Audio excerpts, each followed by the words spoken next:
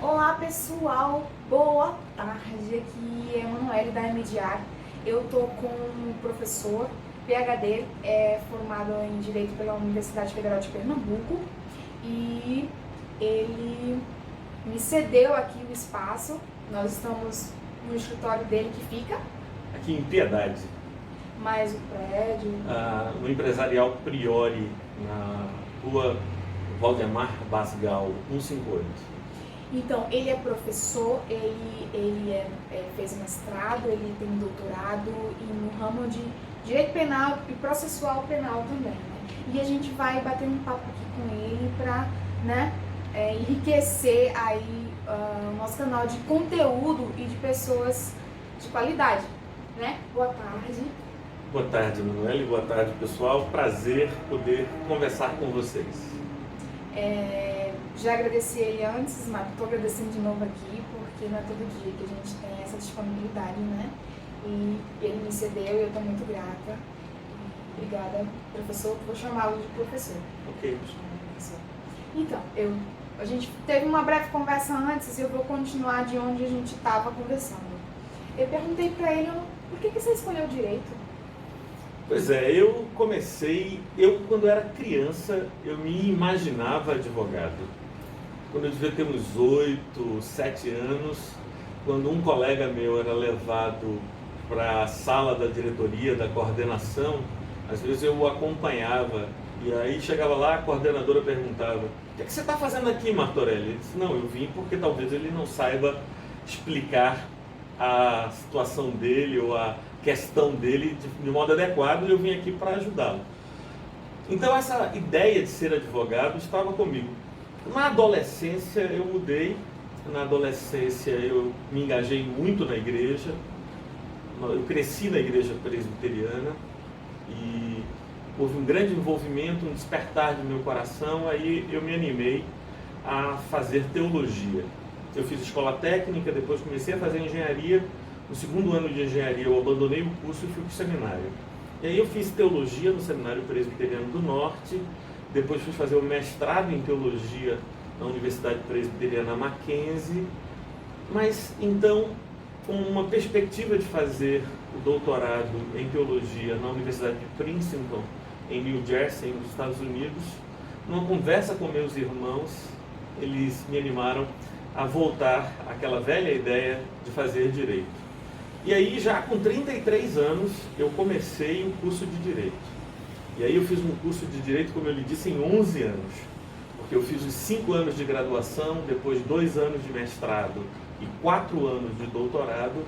E assim eu terminei o meu doutorado na Universidade Federal de Pernambuco.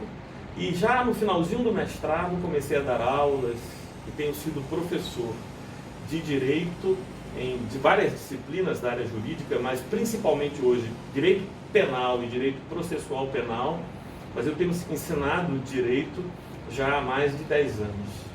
Perfeito, perfeito. Ele tinha me falado anteriormente que ele tinha uma paixão muito por filosofia e isso me chamou um pouco a atenção. Porque a maioria dos alunos de direito, quando comecei a faculdade, eu não tinha muito esse encantamento pela filosofia. E eu queria também perguntar por que essa paixão pela filosofia? A filosofia é a mãe de todas as ciências. A filosofia é a busca da compreensão de por que existimos, de onde viemos, para onde vamos, qual o sentido da vida. As grandes questões da existência são questões filosóficas. E na minha vida, as questões de espiritualidade por um lado e as dinâmicas da vida social, dos conflitos e das lutas, sempre me atraíram à procura de respostas que sejam respostas profundas, que sejam respostas que nos levem a explicações sistêmicas para compreender o nosso comportamento, as relações humanas. E eu encontro isso na filosofia. Eu acho que a teologia já não é mais a minha área de interesse, de pesquisa. O direito dogmático, o direito penal, o direito processual penal é o meu trabalho, é o meu labor. Mas a minha paixão é a filosofia, as questões filosóficas, as questões existenciais, os porquês, os clássicos, os grandes autores e os autores modernos, contemporâneos, sobretudo os pensadores da filosofia alemã. Quando eu fiz a minha tese de doutorado, 3 autores foram definitivos para a minha pesquisa. O meu filósofo predileto, que é Friedrich Nietzsche, e a influência que Nietzsche gerou sobre o pensamento de Martin Heidegger, e depois Heidegger e a construção do que veio a ser conhecido como hermenêutica filosófica por Hans-Georg Gadamer. Então esses 3 autores foram a base da minha tese de doutorado. E, sobretudo, a minha busca era o que tinha Nietzsche a dizer sobre o grande problema do significado do pensamento humano, do significado dos textos, do processo de comunicação, como nós nos entendemos e desentendemos também. Eu vou pegar esse guincho do que ele está falando sobre o processo do pensamento, que tem tudo a ver também com a teoria multifocal da inteligência criada por Augusto Cury. E é uma coisa que é nova no Brasil, mas é de muita importância, porque as pessoas ensinam em universidades, ensinam em escolas, como você vai aprender matemática, como você vai aprender outras disciplinas, e também na área acadêmica de direito, outras disciplinas, mas não existe uma disciplina específica que ensine o ser humano a se compreender melhor. Como funciona a tua forma de pensamento, entendeu? Porque assim, antes do conflito existir externamente, o conflito existe internamente. Eu acredito assim, sabe, professor? E eu acho que o que ele falou combina muito com a minha ideia e com a Mediar, que é a expansão da consciência humana se vestindo de uma coisa chamada política preventiva, uma política de paz, querendo, no caso, resolver o conflito de forma amena, entende? E eu queria também que o senhor falasse um pouquinho para mim sobre as políticas preventivas na área do direito penal. Porque a gente vê, nossa Constituição é muito rica, é extensa, né? O direito penal aí tem, Guilherme Nutt fala, né? Dizem que é falido a construção do nosso direito penal. Contudo, a gente vê que muitas coisas não são postas em prática. E eu queria saber qual é a sua perspectiva sobre as políticas preventivas dentro da área penal e o que poderia ser feito e qual a tua visão disso, políticas preventivas na área do direito penal. O direito penal passou por 3 momentos revolucionários no século XX. Quando a gente entrou no século XX, nós entramos com o Código Criminal de 1890. O Código Criminal de 1890 aconteceu logo depois da proclamação da República e o fim da escravidão e tinha como uma agenda fundamental lidar e conter aquela grande população que estava agora ingressando na sociedade na condição de cidadão, e havia uma preocupação da classe branca, dominante, poderosa, em relação a esse novo cidadão que iria demorar todo o século XX, talvez boa parte do século XXI, para que superemos os preconceitos e as distinções sociais que ainda existem, e a população afrodescendente ainda é vítima. Mas o Código Criminal de 1890 é o documento legal que nos coloca dentro do século XX. Em 1940 vem o Código Penal atual. E esse Código Penal atual, que é do período Getúlio Vargas, é do período quando Vargas assume o governo como ditador, o que aconteceu de 1937 até 1945, quando ele é deposto. Esse é o período da ditadura Vargas. E na ditadura Vargas vem o Código Penal de 1940, o Código de Processo Penal de 1941. O Código de Processo Penal, originalmente, tinha também a parte das execuções penais estava dentro do Código de Processo Penal.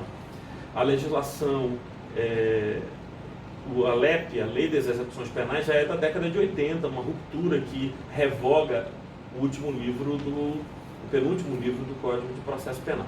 Mas as grandes revoluções que nós vivemos no século XX foi, em primeiro lugar, a reforma da parte geral do Código Penal que aconteceu em 1984, criando as penas restritivas de direito. Até 1984, se alguém cometesse um crime, uma contravenção penal, a única coisa que o Estado dispunha para atacar e resolver o problema era prender essa pessoa. A partir de 1984, com a reforma da parte geral do Código Penal, surgiram as penas restritivas de direito, ao lado da pena privativa de liberdade e a multa, que já existiam antes.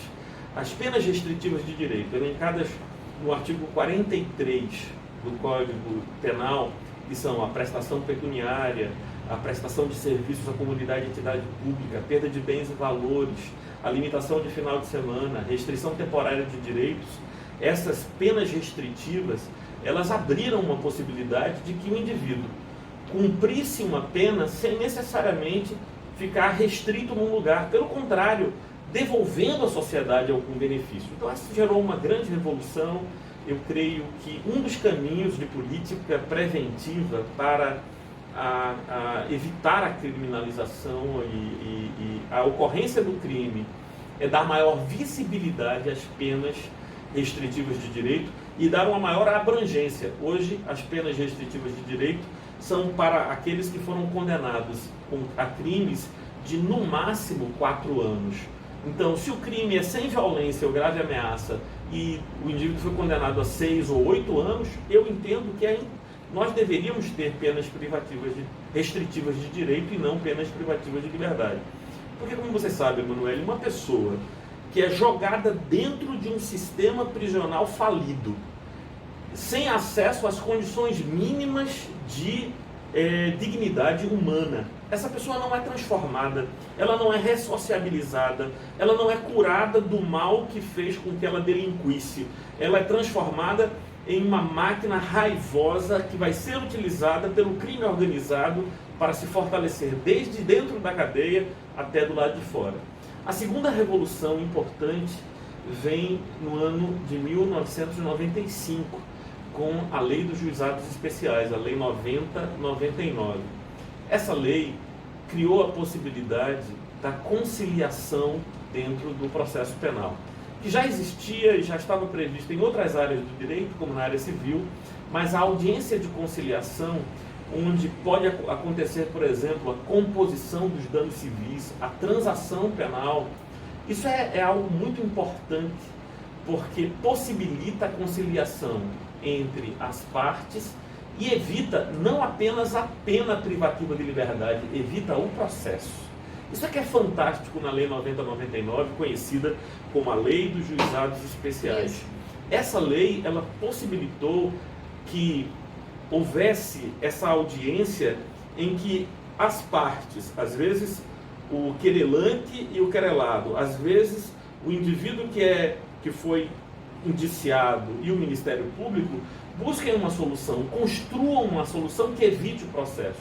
Se isso não for possível, mas como as penas que chamam a incidência dos juizados especiais são aqueles crimes cuja pena máxima em abstrato seja igual ou inferior a 2 anos, então a pena mínima tem 1 ano. Então o Ministério Público, ele dadas as circunstâncias presentes, os elementos objetivos, convidado a oferecer a suspensão condicional do processo. O que é a suspensão condicional do processo? É importante que o seu ouvinte entenda isso. Aproveitem aí, hein? A suspensão condicional do processo significa uma pergunta feita pelo Estado. Será que esse indivíduo é realmente uma pessoa perigosa que deve ser mantida atrás das grades? Ou o que ele fez foi um equívoco, um episódio de violência ou de comportamento indevido? Nós vamos construir um período de prova que vai de 2 a 4 anos, em que esse indivíduo estará sob observação. Se ele não voltar a delinquir em 4 anos, então será extinta a sua punibilidade. Aquele processo que nem chegou a ser proposto e criou uma ação penal, ele será extinto. O único efeito disso, ele não fica com o nome sujo, nada disso. O único efeito disso é que em 5 anos ele não poderá fazer uso do mesmo benefício. Esse instituto, ele é extremamente importante. e ele é extremamente salutar. Mais uma vez eu digo, na minha opinião, a gente poderia chamar de crime de menor potencial ofensivo não apenas aqueles que têm a pena máxima de 2 anos, mas aqueles também que têm a pena máxima até 4 anos. Eu vou colocar, por exemplo, furto, apropriação indébita.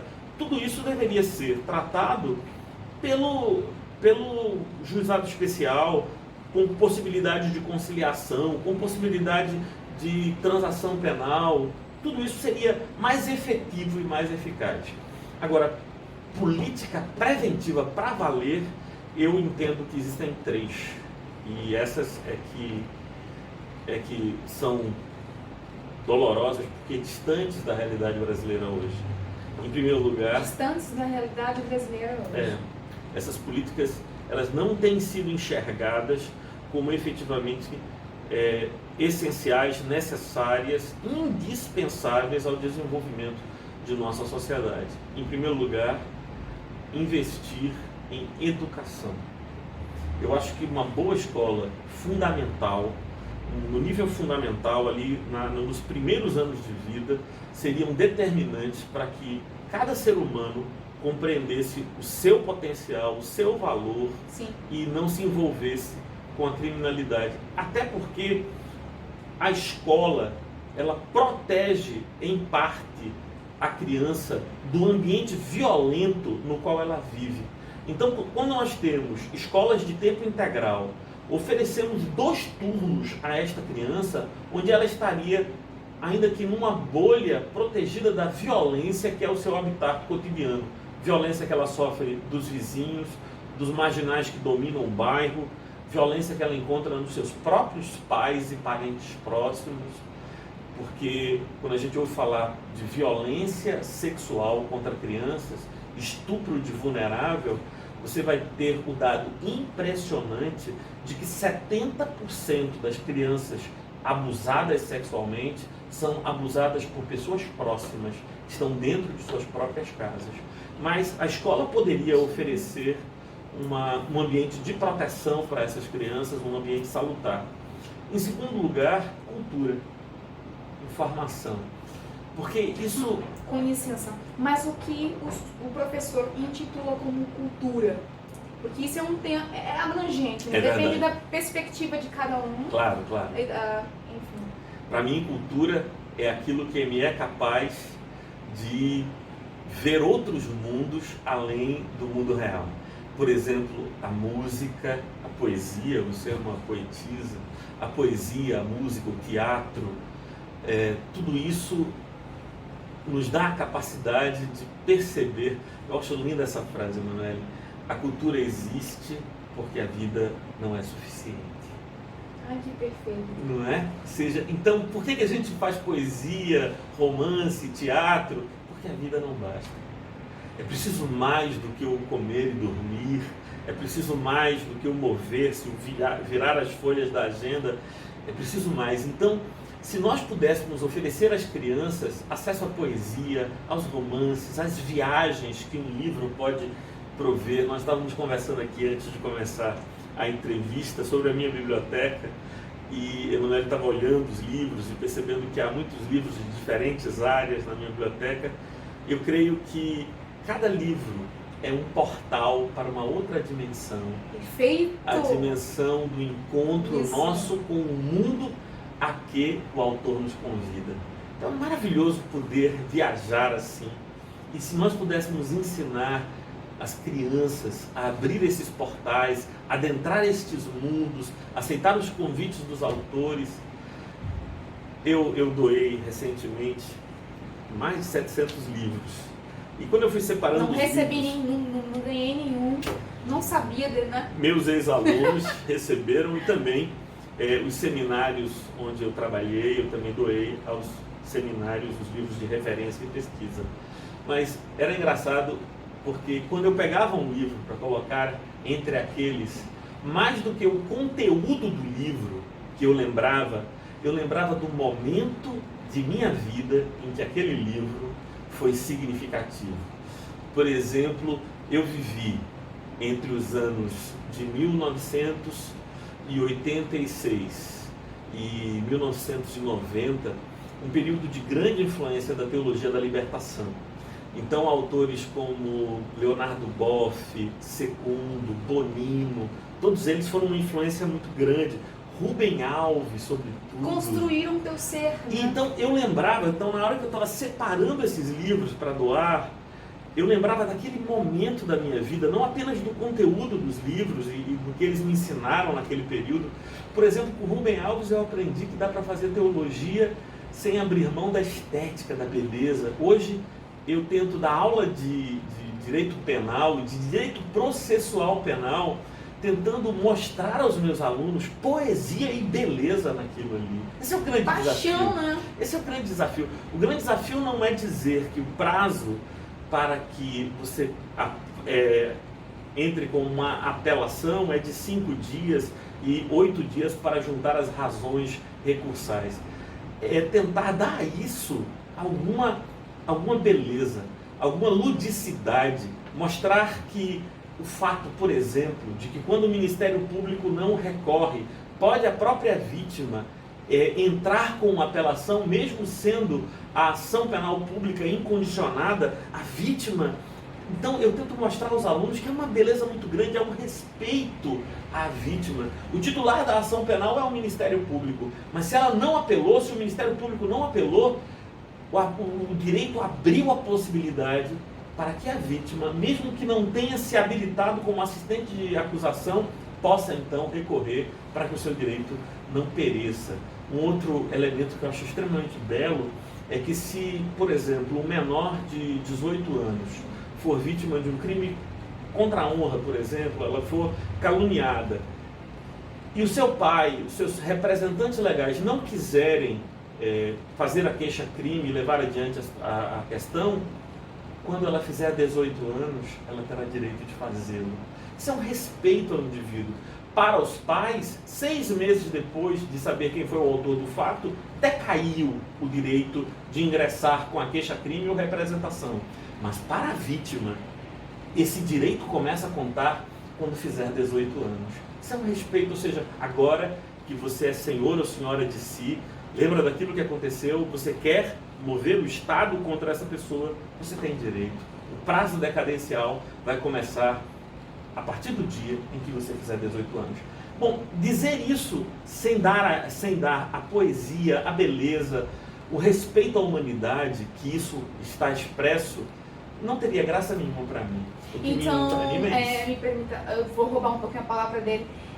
Eu perguntei sobre políticas preventivas e a perspectiva dele, né, na área que ele atua, que é o direito penal, e ele me mencionou a educação e a cultura, e aí ele está explanando sobre cultura e educação e arte, enfim. E eu acho muito importante isso, porque também a Mediar pensa dessa forma, que a comunicação e a cultura, a expansão da consciência humana é importante para digerir conflito, não só digerir conflito, como também prevenir conflito, entende? E isso me trouxe um gancho de memória, que é o EPR, Educar, Prevenir e Restaurar, projeto da Mediar, que nós criamos com o objetivo de levar para as escolas públicas e privadas, universidades também, uma política de paz que eu interpreto como política preventiva. Tem tudo a ver com o que nós estamos falando, que é justamente porque nas escolas nós temos diversas disciplinas, de fato, muito importantes para a construção do indivíduo, da identidade do indivíduo. Contudo, nós não temos uma disciplina específica que melhore a comunicação entre os indivíduos, sabe, professor? E depois do episódio que nós tivemos em 2019, agora há pouco, o senhor soube, né, que aconteceu, e nós tivemos essa ideia, porque eles aprendem sobre sociologia, antropologia, outras disciplinas de cunho social, mas não existe uma disciplina específica que melhore a comunicação. E nós sabemos que o ser humano é um universo, você é um universo, nós somos um universo, né? Um universo particular. Nós temos, e nós somos semelhantes também. Então, quando eu desenvolvo uma melhor comunicação, técnicas que aprimorem a minha comunicação, eu me torno apto para estabelecer conexões, e o mundo é feito de conexões. E aí nós voltamos para o direito e saímos, né, dessa filosofia que a gente está falando aqui, e a gente entende também que o direito ele tem pernas, né? Tem duas pernas, que é a interpretação e a leitura. E eu também eu administro, assim, interpreto dessa seguinte maneira, que a política também é muito importante para você que faz direito, você que está vendo esse vídeo, está interessado em cursar o curso de direito, querendo fazer o curso de direito, e não sabe muito bem o que você vai ver pela frente. E a política é importante, sabe? Você vai lidar com os seres humanos, a comunicação é importante, né, professor? E por isso que eu penso dessa forma, que é importante o ser humano se entender, compreender como funciona o seu pensamento, as suas emoções, compreender como ele pode se comunicar de maneira melhor, né? Porque a comunicação é a ponte, gente. É muito importante. Eu acredito fielmente que as guerras que aconteceram e mancharam de sangue a nossa história seriam resolvidas com conversa, entende? O problema é o ego das pessoas, e eu não diria ignorância, é uma palavra muito pesada para eu usar aqui, mas eu vou usar aqui. E a ignorância das pessoas em não querer informação. Aí você me fala, não, mas eu não tenho muito dinheiro, né, para informação, mas você tá aí no YouTube, quem sabe, vendo uma série, algo assim, e como você poderia estar se culturalizando, vou usar esse termo.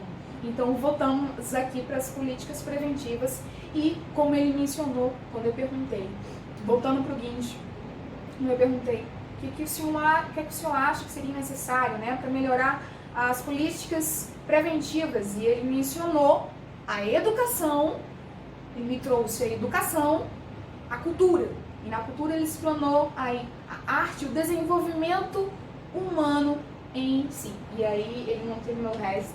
Pois é, além de tudo que a gente já mencionou, eu acho que está presente também na cultura a dimensão dos esportes. Eu creio que os esportes, a prática de esportes é extremamente importante para reduzir as dimensões de violência, a ideia de objetivos para além do objetivo imediato, para produzir sonhos. Por exemplo, além dos esportes que a gente já conhece o tempo todo, hoje em dia se tornou muito comum Olimpíadas de conhecimento, matemática, física, química, biologia, português, as pessoas concorrendo local, regionalmente, nacionalmente, internacionalmente. Isso abre oportunidades, eu acho isso muito importante. Emanuel, eu sou de uma família muito simples, de gente pobre. Eu cresci na Vila do Ipsepe, meu pai era agente de polícia, minha mãe nunca trabalhou fora de casa. Eles entenderam que o caminho para que os filhos tivessem um futuro melhor seria estudar. E eles nos animaram a estudar. Todos os meus irmãos se formaram, hoje têm uma carreira e seguem, e seus filhos continuam estudando. Os meus filhos estão todos envolvidos no direito também. Eu acho que quando as pessoas encontram objetivos, metas, desafios maiores para as suas vidas, descobrem que são capazes de realizar muito mais do que os seus antepassados realizaram, do que os seus vizinhos têm realizado, isso abre horizontes, que foi importante para mim, e eu espero poder ajudar meus alunos, e é por isso que eu estou em sala de aula. Talvez eu estivesse ganhando mais dinheiro se eu me dedicasse exclusivamente à advocacia, mas eu estou em sala de aula porque é uma oportunidade que eu tenho de ajudar as pessoas a transformarem suas vidas e a vida de suas famílias. Porque você, quando une propósito, você que talvez possa estar assistindo esse vídeo e ainda não escolheu o curso que vai, né, estudar, é necessário você se autoconhecer, você se conhecer verdadeiramente e você unir propósito de vida, entende? E com uma visão de como você vai contribuir valores às outras pessoas. A gente vive hoje numa sociedade muito bélica e muito narcisista. pessoas que ganham muito dinheiro e a gente vê nitidamente que não são felizes. E eu acho que isso vem de um vazio existencial, porque elas passaram a vida toda sem se olhar no espelho verdadeiramente, sem olhar para dentro. Então, pegando um gancho do que ele está falando, você que talvez está escolhendo ainda ter curso e talvez seja apaixonado por direito penal, porque eu também sou apaixonada por direito penal, e você não sabe muito bem ainda como que vai, se conheça. Olhe para você mesmo e se conheça. É muito importante isso, né, pessoa? É verdade. A pessoa se conhecer. E também como profissional, porque antes de sermos comunicadores, mediadores, advogados, professores, nós somos humanos. E eu acredito que hoje em dia tem muitos seres e poucos humanos. E o curso de Direito é incrível. Incrível, eu interpreto dessa forma. É um curso muito bonito, de fato, mas às vezes eles causam uma ruptura ali na sala de aula. Existe uma competição muito grande e as pessoas só pensam em como pode usar o curso e não como para si, e não como poderiam usar o curso para o benefício da sociedade, como eu poderia contribuir como pessoa, como operador de direito, entende? Eu acho que isso que ele falou sobre também paixão na sala de aula, que ele sente, é importante. Paixão te faz sentir vivo, te motiva, te movimenta, entende? É muito importante. Aí falou sobre, voltando, né? Falou sobre educação, cultura, esportes. Aí. Além disso, eu acredito que é preciso que haja... O direito penal ele foi invadido por uma área de comunicação de baixa qualidade. Os programas, os telejornais do meio-dia, em muitas emissoras, abordam principalmente temáticas da área criminal, mas o fazem de um modo chulo, de um modo vulgar, de um modo que não constrói para a sociedade. Geralmente, pode haver exceções, eu não conheço bem, mas geralmente o apresentador desses programas ele tem uma linguagem que convida a sociedade a mais violência contra aqueles que foram apontados como autores de crimes. Dificilmente vai haver, nesses programas, qualquer discussão acerca de qual é a causa da criminalidade, o que levou este ou aquele indivíduo para a prática da conduta delitiva e que medidas a sociedade pode empreender para evitar que isso ocorra, para desestimular novas gerações. Será que o estímulo é o esculacho, é a vergonha, é a humilhação, é colocar o rosto da pessoa em rede nacional para que ela seja humilhada e pré-julgada antes mesmo de que o processo judicial seja instaurado? Então eu creio que falta programas que discutam em alto nível as questões relativas à criminalidade, para discutir não apenas os acontecimentos, mas também as suas causas. Ok, professor. Essa parte da minha pergunta sobre políticas preventivas e as perspectivas dele sobre o tema, para mim ficou muito claro. Espero que vocês também tenham entendido o recado, porque a início também nós tivemos uma aula de direito penal, história do direito penal, né? Mas agora eu quero adentrar em outros assuntos que eu também acho importante para quem vai assistir esse vídeo e também para mim, porque eu sou muito interessada sobre empreendedorismo jurídico, que a gente tinha até conversado anteriormente. Tá muito difícil, porque assim, quando você sai da faculdade, não existe um mentor, não existe alguém que te diga, olha, o caminho é esse, o caminho é aquele. Aqui no Brasil, nós temos uma ideia que a gente só pode ganhar dinheiro se a gente trabalhar para uma multinacional ou para um escritório de advocacia já muito renomado. Mas nos Estados Unidos e outros países, eles criam os seus próprios empregos. E eu acho que o direito ele está se ramificando, está crescendo, nós vivemos em uma área digital, a informação é muito importante e esse lado do empreendedorismo está muito forte, né?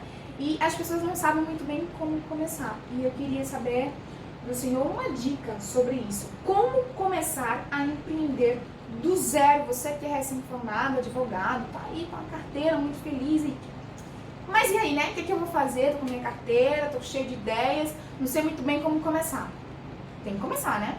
Mas como é que o senhor coloca isso pra gente? Emanuele, Me dá dica, né? Essa é a situação de 8 entre cada 10 alunos meus que se formam no curso de Direito, são aprovados no exame da ordem, têm a carteira e me perguntam: passei na OAB, e agora? O que é que eu faço? A realidade hoje ela é bem diferente de há 10, 15 anos atrás. Porque há 15 anos atrás, se você tivesse feito um bom curso de Direito, tivesse uma densa e adequada formação, você passaria num concurso público, que eram abundantes naquele período, e havia poucas faculdades de Direito, pouca gente formada, então a chance de você ser aprovado num concurso público era grande. Além disso, se você tivesse uma boa formação, você poderia também ingressar num dos grandes escritórios de advocacia que contratavam com alguma dignidade. Hoje a situação é diferente. Os concursos públicos escassearam de um modo dramático, vai haver cada vez menos concursos públicos, porque a informatização das relações vai diminuindo a necessidade de indivíduos e o Estado endividado também não tem para contratar.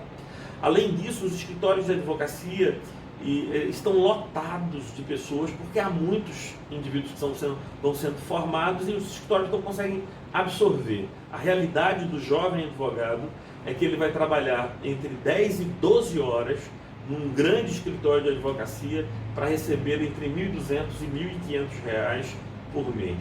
Então essas saídas não são interessantes nem animadoras para a maioria das pessoas. O caminho que se coloca é o empreendedorismo.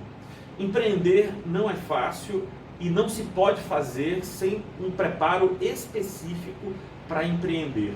As faculdades de Direito, em regra, não ensinam absolutamente nada sobre empreendedorismo, sobre como iniciar o seu próprio escritório, sobre como fazer um contrato de prestação de serviços advocatícios.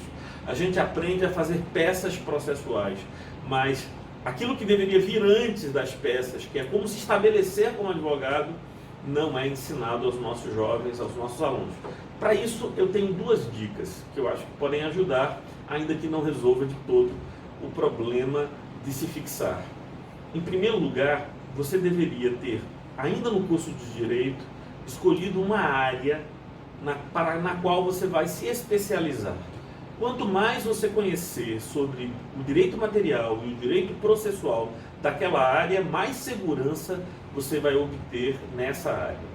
Ainda no curso de Direito, em segundo lugar, você deveria buscar experiência fazendo estágios no Ministério Público, na Defensoria Pública. Esses estágios estão disponíveis e eles ensinam muito mais do que estágios em escritórios privados.